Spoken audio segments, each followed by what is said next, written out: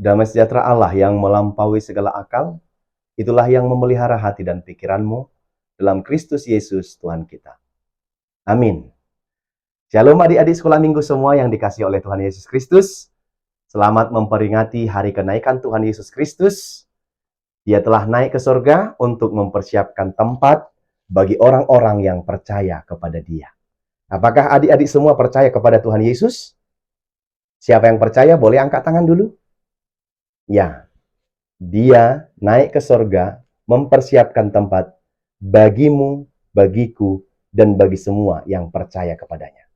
Karena itu marilah kita mendengarkan firman Tuhan dari Efesus pasal 4 ayat 8 sampai ayat 10 demikian. Itulah sebabnya kata Nas, tatkala ia naik ke tempat tinggi, ia membawa tawanan-tawanan, ia memberikan pemberian-pemberian kepada manusia. Bukankah ia telah naik berarti bahwa ia juga telah turun ke bagian bumi yang paling bawah? Ia yang telah turun, ia juga yang telah naik jauh lebih tinggi daripada semua langit untuk memenuhkan segala sesuatu. Demikian firman Tuhan. Adik-adik sekolah minggu masih ingat lagu Ku Menang?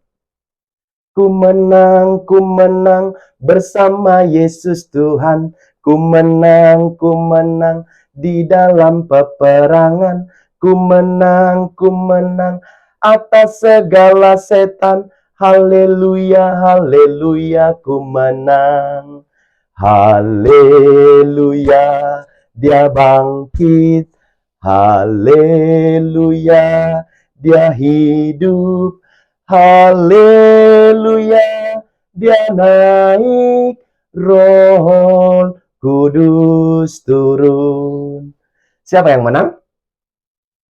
Tuhan Yesus Kristus. Dia sudah menang dari mana? Dia sudah menang melawan dosa dan kematian itu karena dia telah bangkit, dia telah hidup, dan dia naik ke sorga. Jadi Yesus yang kita percaya itu telah memenangkan segala kematian, maut, dan dosa. Tidak berkuasa lagi kematian itu. Karena apa adik-adik? Dia sudah hidup dan bangkit dan mengalahkan kematian itu sendiri dengan kebangkitannya.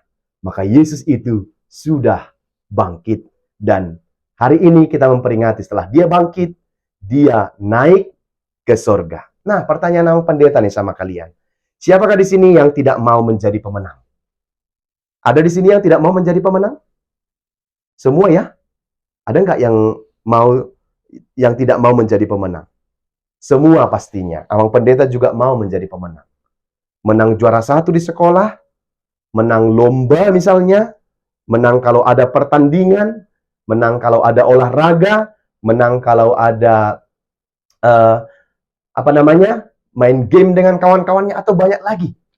Semua orang pasti menginginkan menjadi pemenang, ya, menang juara 1, juara 2, lalu dibilang the winners is Tono, misalnya begitu. Lalu orang lain menepuki, kan bangga tuh. Apalagi kalau di sekolah misalnya nanti ini kan mau ujian nih, ntar lagi menerima rapor, lalu dipanggil nama kita sebagai pemenang, juara 1 atau juara 2 atau juara 3 misalnya. Juara 1 adalah bernama Gracia, misalnya begitu, tepuk tangan. Itu kan menyemangati kita, membuat hati kita senang. Karena apa? Dibanggakan, dibuat senang. Jadi tidak ada orang yang nggak senang kalau misalnya dia menjadi pemenang. Nah, adik-adik, begitu juga lah Yesus sebagai pemenang. Pemenang apa? Tadi Bang Pendeta sudah bilang, dia telah menang mengalahkan dosa dan kematian. Maka yang kita rayakan kemarin Jumat Agung, dia mati. Lalu kita rayakan Paskah, dia bangkit, dia hidup. Lalu sekarang kita rayakan dia naik ke surga. Mau ngapain ke surga?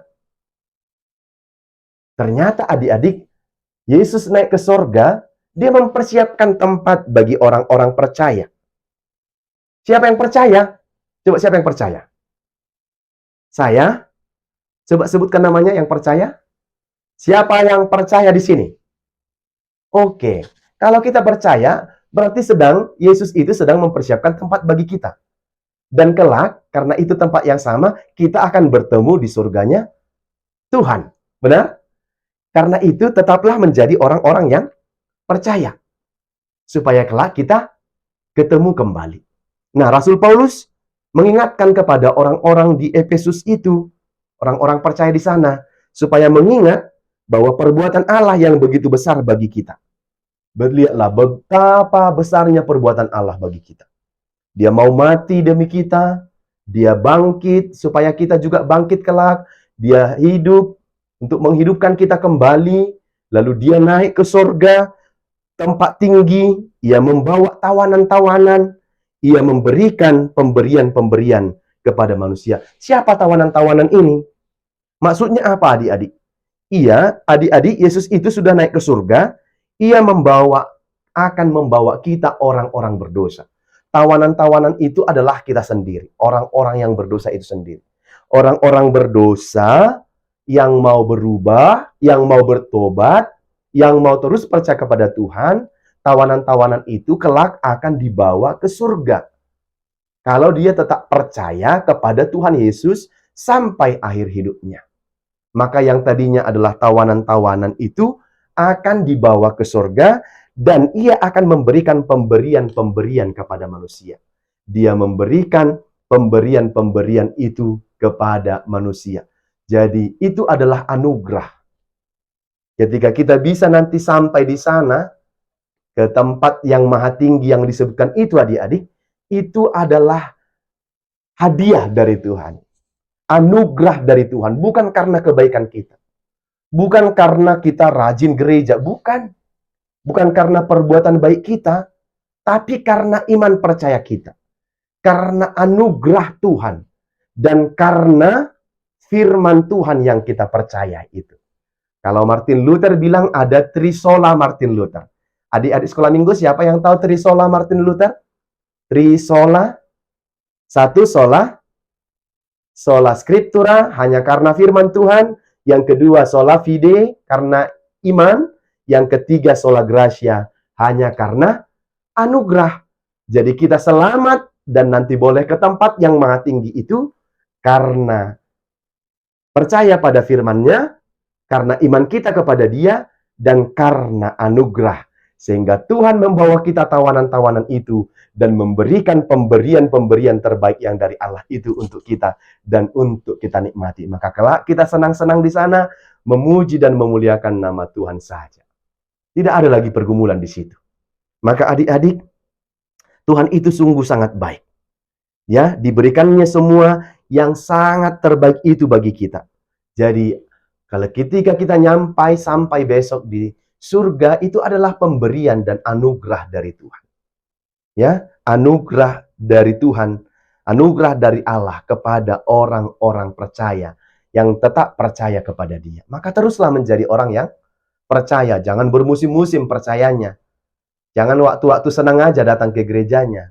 Jangan waktu mau Natal aja ke gereja. Jangan waktu ada momen-momen tertentu aja ke gereja. Nggak boleh. Ya, harus terus percaya kepada Tuhan.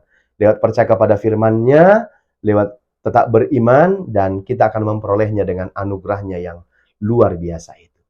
Lanjutnya ayat 9 dikatakan, Dia yang telah naik ke surga itu akan. Ya, ayat 9 tadi, bukankah ia telah naik berarti bahwa ia juga telah turun ke bagian bumi yang paling bawah?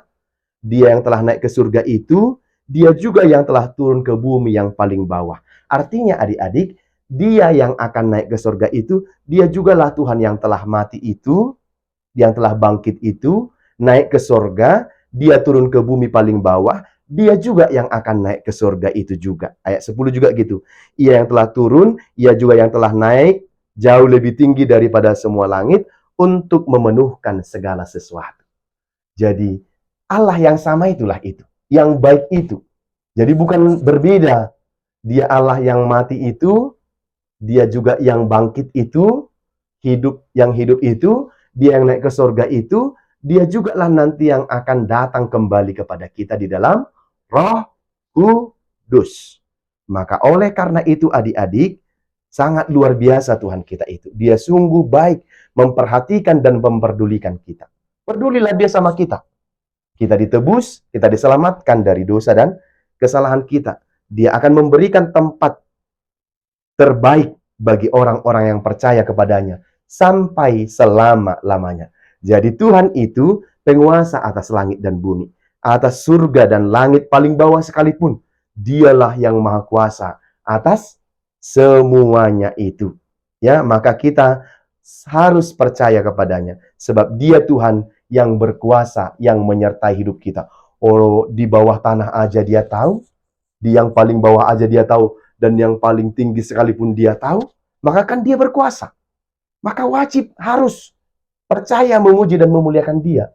Karena semua yang ada dalam hidup kita ini, adik-adik, diketahui oleh Tuhan. Tentang apa masa depan adik-adik juga Dia sudah tahu. Tentang mau jadi apa, bagaimana besok kehidupanmu, Tuhan sudah tahu dan merancangkan itu bagi adik-adik semua. Maka yang perlu adalah percaya kepadanya. Dia penguasa, Dia langit yang paling tinggi sana, yang paling bawah pun Dia menguasa. Apalagi di kehidupan kita sekarang ini, yang ada di bumi ini, Dia sangat tahu semuanya itu. Maka bagaimana hatimu, bagaimana kesungguhanmu memuji Tuhan, bagaimana engkau bermain-main tidak serius, hanya datang waktu-waktu tertentu saja beribadah, berdoamu pun tidak konsentrasi, lalap melihat-lihat kawanmu atau lain sebagainya, meributi kawannya, Tuhan tahu itu. Ya, hanya orang yang percaya kepadanya selama-lamanya nanti yang akan dibawa ke tempat yang maha tinggi itu. Mau enggak? Ya, ya, makanya harus percaya. Nah, Dia yang telah menaklukkan kuasa dosa dan maut. Dosa sudah kalah. Dia yang mengalahkan semuanya itu. Dan Dia memberikan karunia kepada orang percaya. Supaya apa, adik-adik? Supaya adik-adik dikasih.